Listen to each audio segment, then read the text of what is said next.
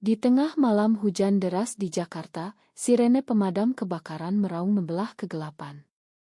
Nadia, seorang petugas pemadam berusia 28 tahun, berlari menembus asap tebal di sebuah pabrik yang terbakar. Tiba-tiba, ledakan besar mengguncang bangunan, dan Nadia terlempar ke belakang, kepalanya menghantam beton keras. Saat dia terbangun di rumah sakit 2 hari kemudian, dunia yang dikenalnya telah lenyap. "Siapa kamu?" tanyanya pada wanita cantik yang duduk di samping tempat tidurnya, mata penuh air mata. Wanita itu, Sinta, kekasihnya selama 3 tahun, terkejut dan hancur. Nadia tidak ingat apapun tentang hubungan mereka, bahkan orientasi seksualnya sendiri. Dokter menjelaskan bahwa Nadia menderita amnesia retrograd akibat benturan kepala. Ingatannya tentang masa lalu hilang, termasuk kenangan tentang cinta terlarang mereka. Sinta, seorang guru sekolah dasar berusia 27 tahun, merasa dunia runtuh. Mereka bertemu di sebuah acara amal di Bandung 3 tahun lalu, saat Nadia sedang bertugas dan Sinta menjadi relawan. Cinta mereka berkembang diam-diam, karena di Indonesia, hubungan sesama jenis masih dianggap tabu, terutama di keluarga Sinta yang konservatif dan religius. Ayah Sinta, seorang ulama terkemuka, selalu menekankan nilai-nilai tradisional, dan ibunya sering membicarakan pernikahan dengan pria baik-baik. Nadia, sebelum kecelakaan, adalah wanita tangguh yang bangga dengan identitasnya sebagai lesbian. Dia tumbuh di keluarga sederhana di Surabaya, di mana orang tuanya menerima siapa dia setelah perjuangan panjang. Tapi sekarang, dengan ingatan kosong, Nadia mulai meragukan segalanya. "Aku merasa aneh," katanya pada Sinta suatu hari di rumah sakit. "Seperti ada yang hilang, tapi aku tidak tahu apa." Sinta berusaha menahan air mata, tidak berani menceritakan kebenaran karena takut Nadia akan menolaknya. Dokter menyarankan agar Nadia diberi waktu untuk pulih secara alami, tanpa paksaan. Saat Nadia keluar dari rumah sakit, Sinta membawanya pulang ke apartemen kecil mereka di pinggiran Jakarta. Nadia melihat sekeliling, melihat oto-oto mereka berdua, tapi dia menggelengkan kepala. "Kita teman sekamar?" tanyanya polos. Sinta mengangguk, bohong demi kebaikan, meski hati terasa tercabik. Malam itu, Nadia tidur di sofa, sementara Sinta menangis sendirian di kamar. Besoknya, keluarga Nadia datang berkunjung. Ibu Nadia, Bu Ratna, memeluk putrinya erat. "Kamu harus istirahat, Nak. Jangan paksa ingatanmu." Tapi ayah Nadia, Pak Budi, melihat Sinta dengan curiga. Dia tahu tentang hubungan mereka, tapi sekarang, dengan amnesia Nadia, dia melihat kesempatan untuk memperbaiki segalanya. Di tempat kerja, rekan-rekan Nadia di pemadam kebakaran menyambutnya dengan hangat. Mereka bercerita tentang keberaniannya, tapi Nadia merasa asing. "Aku seperti orang baru," katanya pada salah satu teman, Andi.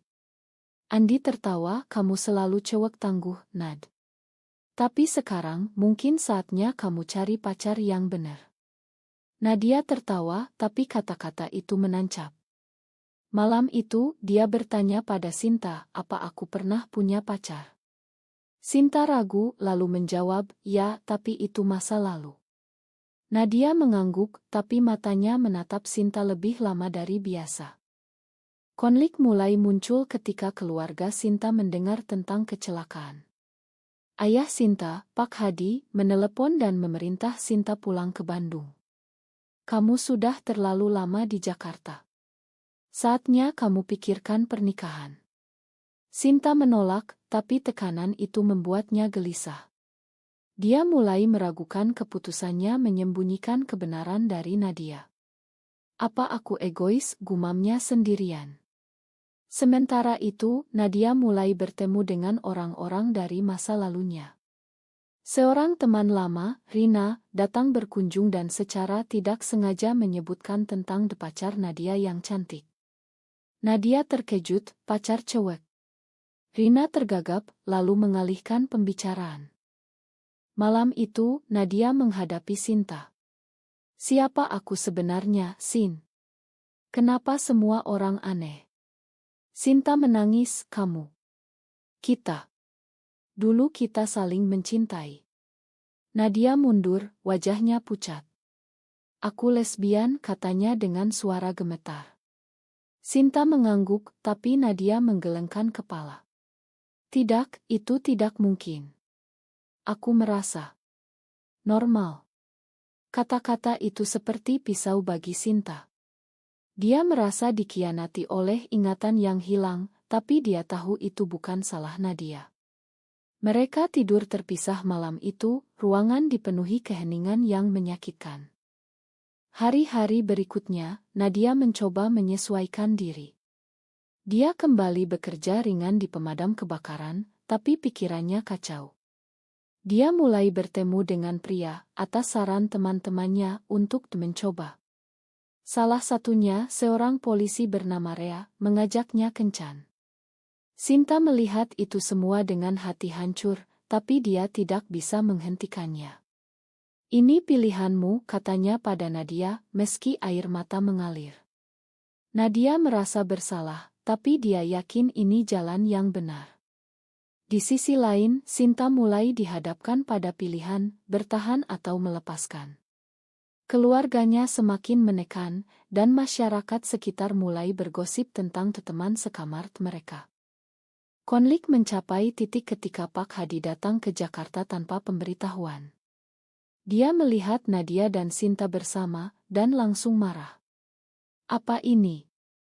Kamu masih bergaul dengan orang seperti itu, tanyanya pada Sinta. Nadia yang mulai ingat ragmen-ragmen kecil, membela Sinta. Dia teman baik saya, Pak. Tapi Pak Hadi tidak puas. Dia memaksa Sinta ikut pulang ke Bandung untuk dijodohkan dengan seorang pemuda dari keluarga terhormat. Sinta menolak, tapi itu membuat ayahnya semakin marah. Kamu akan menghancurkan nama keluarga, bentaknya. Nadia mendengar pertengkaran itu, mulai merasakan sesuatu yang aneh di dadanya. Ingatan samar tentang ciuman pertama mereka di Pantai Anyer muncul. Tapi dia menepisnya, yakin itu hanya ilusi. Sinta, di ambang keputusasaan, memutuskan untuk pergi sementara. Aku butuh waktu, katanya pada Nadia. Nadia mengangguk, tapi saat Sinta pergi, dia merasa kosong.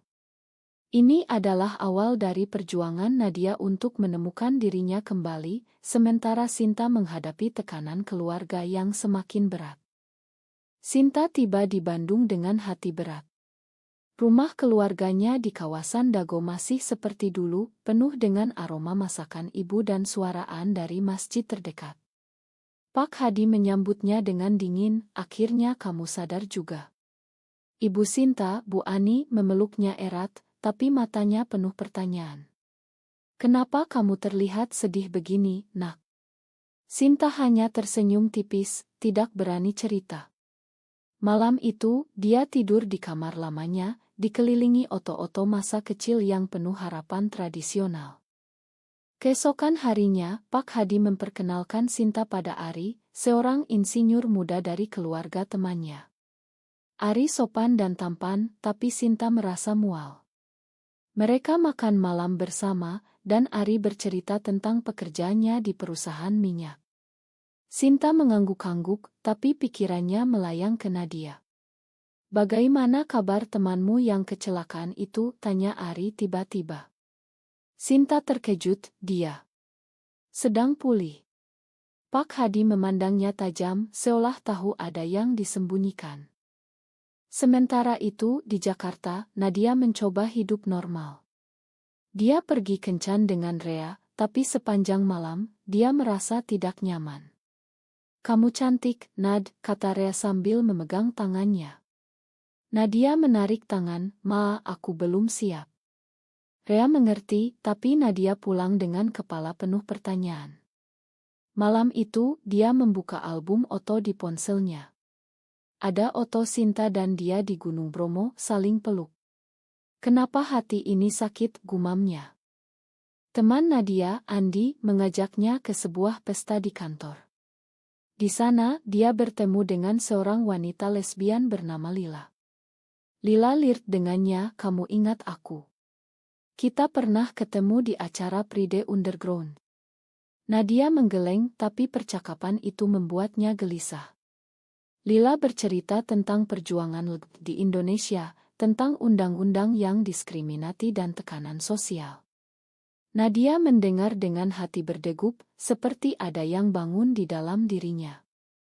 Sinta, di Bandung, mulai dihadapkan pada pilihan sulit. Pak Hadi memaksa dia bertemu Ari lagi. "Ini untuk kebaikanmu," katanya.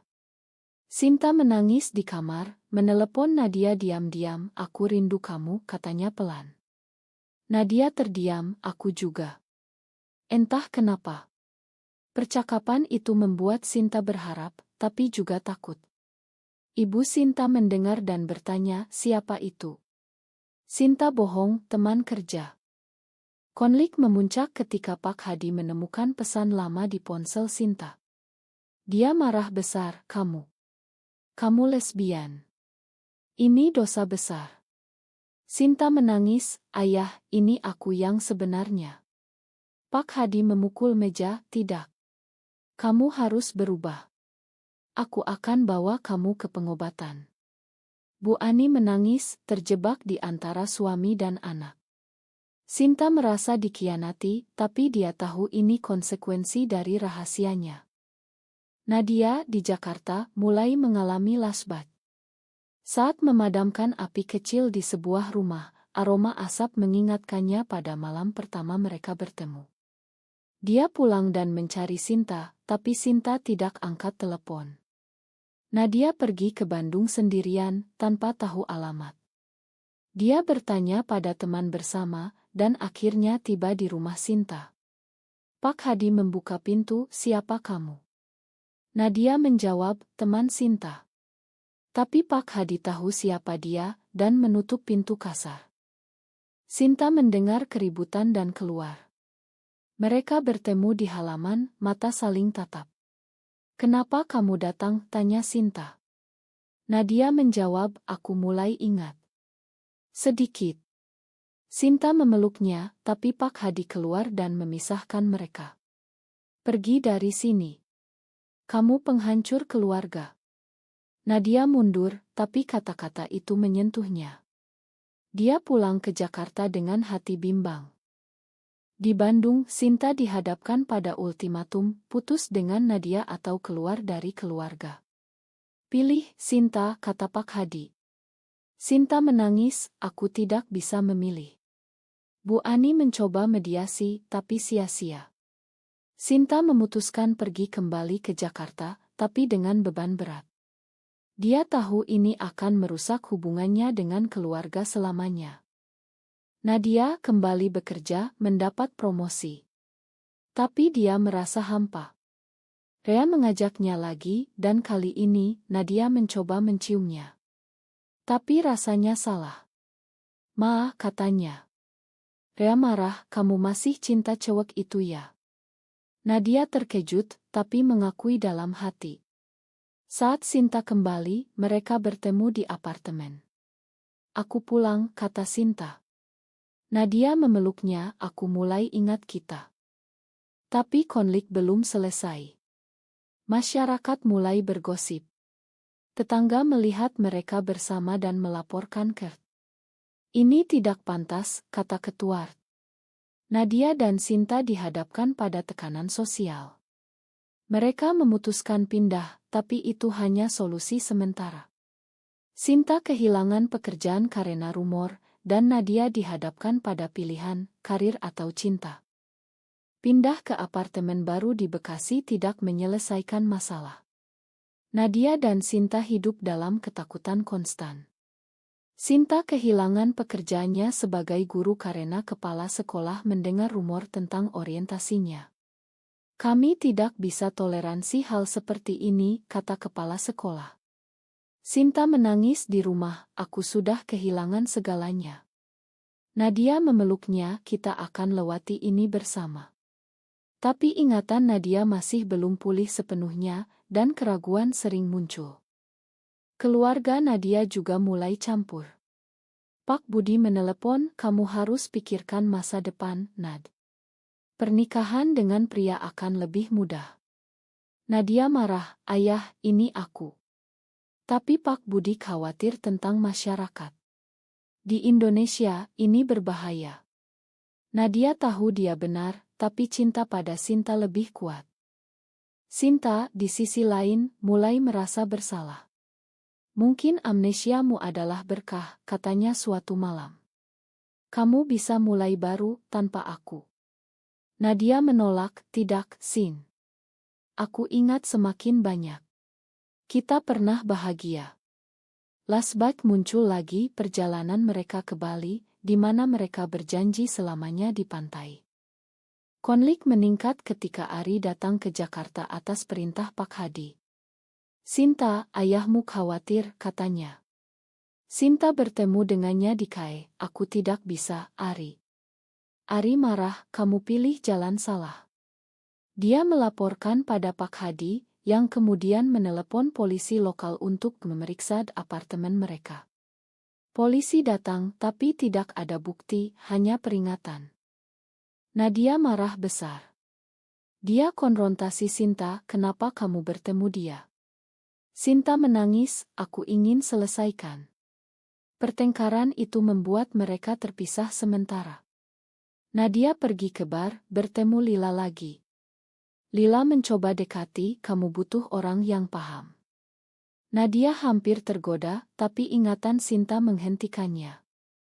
Sinta sendirian memutuskan mencari bantuan. Dia pergi ke komunitas underground di Jakarta. Di sana, dia bertemu aktivis bernama Maya. Maya bercerita tentang perjuangan hak di Indonesia, tentang Ru yang diskriminasi. Kamu tidak sendirian, kata Maya. Sinta merasa kuat, tapi juga takut. Kembali bersama, Nadia dan Sinta bicara terbuka. Aku takut kehilanganmu lagi, kata Nadia. Sinta menjawab, aku juga. Mereka memutuskan bertahan, tapi tekanan keluarga meningkat. Bu Ani datang diam-diam ke Jakarta. Nak, ayahmu sakit karena ini. Sinta hancur, ibu, aku cinta Nadia. Bu Ani menangis, tapi ini dosa. Nadia mendengar dan merasa bersalah. Dia memutuskan mundur, mungkin kita pisah sementara. Sinta menolak, tapi Nadia pergi ke Surabaya ke keluarganya. Di sana, dia mencoba pulih ingatan dengan terapi. Dokter bilang, ingatan bisa kembali dengan trigger. Nadia bertemu teman lama, yang bercerita tentang masa lalu lesbiannya. Sinta, di Jakarta, mulai bekerja relance. Tapi dia kesepian. Ari datang lagi, aku bisa bantu kamu. Sinta tergoda untuk kemudahan hidup, tapi menolak. Pak Hadi marah dan memutus hubungan. Nadia kembali ke Jakarta setelah 2 minggu, ingatan hampir pulih. Dia menemukan Sinta sedang packing. Kamu mau pergi? Tanya Nadia. Sinta menangis, aku tidak tahan lagi. Nadia memeluknya, jangan. Aku ingat semuanya sekarang. Tapi kebahagiaan itu singkat. Berita tentang mereka menyebar di media sosial. Sebuah akun gosip memposting foto mereka dengan caption skandal di Jakarta. Komentar penuh kebencian. Nadia dipecat dari pemadam kebakaran, ini merusak citra. Mereka dihadapkan pada pilihan, lari atau hadapi. Mereka memilih hadapi, bergabung dengan komunitas Maya. Tapi itu berisiko. Dengan dukungan komunitas, Nadia dan Sinta mulai berjuang. Maya mengajak mereka ke demo kecil menentang diskriminasi. Ini untuk masa depan, kata Maya. Nadia dengan ingatan pulih, merasa kuat. Aku siap, katanya pada Sinta. Tapi tekanan sosial semakin berat. Tetangga mengusir mereka dari apartemen. Mereka pindah ke tempat Maya, sebuah rumah aman. Di sana mereka bertemu korban lain, wanita yang diusir keluarga, pria yang dipukuli karena gay. Sinta menelepon Bu Ani, "Ibu, tolong pahami." Bu Ani diam, tapi kemudian datang ke Jakarta. "Aku tidak setuju, tapi kamu anakku." Ini adalah kemenangan kecil, tapi Pak Hadi masih marah. Nadia mencari kerja baru, tapi sulit. Dia akhirnya bekerja di Ngohak Manusia. Di sana dia bertemu Re lagi, yang sekarang mendukung. "Ma dulu," katanya. Nadia tersenyum, "Sudah lalu." Konflik puncak ketika Pak Hadi datang dengan Ari dan beberapa orang. "Ambil Sinta pulang," perintahnya. Nadia menghadang, "Dia dewasa, Pak." Pertengkaran hebat, hampir isik. Sinta berdiri di antara, "Ayah, hentikan. Pak Hadi sakit hati, kamu pilih mereka daripada keluarga." Sinta menangis, "Aku pilih diriku." Pak Hadi pergi, tapi mengancam lapor polisi. Malam itu, Sinta hancur. "Apa aku salah?" tanya dia pada Nadia. Nadia menjawab, "Tidak, Sin. Ini perjuangan kita." Mereka memutuskan menikah secara simbolis di komunitas. Upacara sederhana tapi penuh emosi. Maya menjadi saksi. "Ini langkah berani," katanya. Tapi setelah itu, ancaman datang. Pesan anonim, bahkan batu dilempar ke jendela. Nadia terluka ringan, mengingatkannya pada kecelakaan. "Ini harga yang kita bayar," katanya. Sinta mulai menulis blog anonim tentang pengalaman mereka, untuk menginspirasi orang lain. Itu menjadi viral, tapi juga menarik musuh. Sebuah kelompok radikal mengancam. Nadia dan Sinta memutuskan pindah ke Bali, di mana komunitas lebih terbuka. Di sana mereka mulai hidup baru. Nadia bekerja di resort, Sinta mengajar priat. Tapi masa lalu mengejar. Pak Hadi sakit, dan Bu Ani menelepon. "Ayahmu minta maaf." Sinta pergi ke Bandung, Nadia ikut. Di rumah sakit, Pak Hadi lemah. "Makan ayah, nak. Ayah takut kehilanganmu." Sinta menangis, "Aku makan." Rekonsiliasi itu menyembuhkan luka. Kembali ke Bali, mereka bahagia. Tapi Nadia bertanya, apa semua ini layak? Sinta menjawab, "Ya, karena cinta." Hidup di Bali membawa kedamaian sementara. Nadia dan Sinta membangun rumah kecil di Ubud, dikelilingi sawah dan seni. Nadia bekerja sebagai guide tour, Sinta mengajar anak-anak lokal. Mereka bergabung dengan komunitas ekspatriat, tapi tetap waspada terhadap masyarakat lokal. Ingatan Nadia sepenuhnya pulih sekarang. Dia sering bercerita tentang masa lalu mereka, membuat Sinta tersenyum. "Kamu pahlawanku," kata Sinta. Tapi luka lama masih ada. Sinta kadang mimpi buruk tentang penolakan ayahnya. Suatu hari, Maya datang berkunjung. Ada demo besar di Jakarta menentang RUU Anti-LGBT. Nadia dan Sinta memutuskan ikut. Di demo, mereka berdiri di barisan depan, memegang plakat "Cinta adalah hak". Demo berjalan damai, tapi tiba-tiba kelompok kontra menyerang. Nadia melindungi Sinta, terluka lagi. Di rumah sakit, Sinta menangis, "Kenapa selalu kamu yang terluka?" Nadia tersenyum, "Karena aku mencintaimu." Insiden itu menjadi berita nasional, membawa dukungan dari selebriti dan aktivis internasional. Pak Hadi melihat berita, menelepon. "Aku bangga padamu, nak. Ini adalah penerimaan penuh." Mereka kembali ke Bali, lebih kuat. Sinta hamil melalui donor, secara legal di luar, tapi itu mimpi masa depan. Mereka fokus pada sekarang. Cinta mereka bertahan melalui badai. Tapi pertanyaan tetap, apakah mencintai seseorang yang sama jenis selalu harus dibayar dengan penderitaan seperti ini? Apakah benar jika masyarakat memaksa kita berubah demi normalitas, atau salah jika kita bertahan demi kebahagiaan sejati?